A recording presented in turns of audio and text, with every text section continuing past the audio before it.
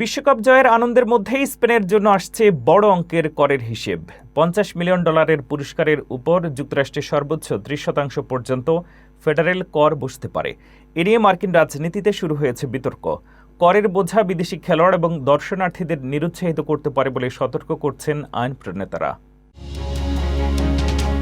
2026 FIFA বিশ্বকাপ জিতে $5 কোটি বা $50 মিলিয়ন পুরস্কার পেয়েছে স্পেন। তবে এই অর্থের বড় একটি অংশ যুক্তরাষ্ট্রে কর হিসেবে কেটে নেওয়া হতে পারে। মার্কিন কর আইনে দেশটির মাটিতে আয় করা অর্থের ওপর বিদেশি ক্রীড়াবিদদের ক্ষেত্রে সাধারণভাবে সর্বোচ্চ 30% পর্যন্ত ফেডারেল কর প্রযোজ্য হতে পারে। এই বিষয়টি নিয়ে যুক্তরাষ্ট্রের রাজনীতিতেও শুরু হয়েছে বিতর্ক।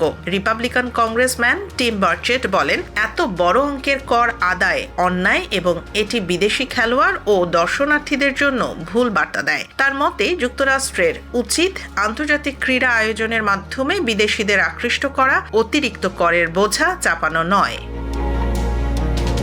অন্যদিকে ডেমোক্র্যাট কংগ্রেসম্যান জোনাথন জ্যাকসনও বর্তমান কর ব্যবস্থার সমালোচনা করেছেন। তিনি বলেন, শ্রম ও অর্জিত আয়ের ওপর বেশি কর চাপানোর বদলে বড় বড় কর্পোরেশনের কর ফাঁকির সুযোগ বন্ধ করা উচিত। এদিকে রিপাবলিকান কংগ্রেসম্যান বার্গেস ওয়েন্সও 30% করকে বেশি বলে মন্তব্য করেছেন। তবে তিনি যুক্তরাষ্ট্রে বিশ্বকাপ আয়োজনের প্রশংসা করে বলেন, এই টুর্নামেন্ট দেশটিতে ফুটবলের জনপ্রিয়তা আরও বাড়াবে এবং নতুন প্রজন্মকে খেলাটির প্রতি আগ্রহী করে তুলবে।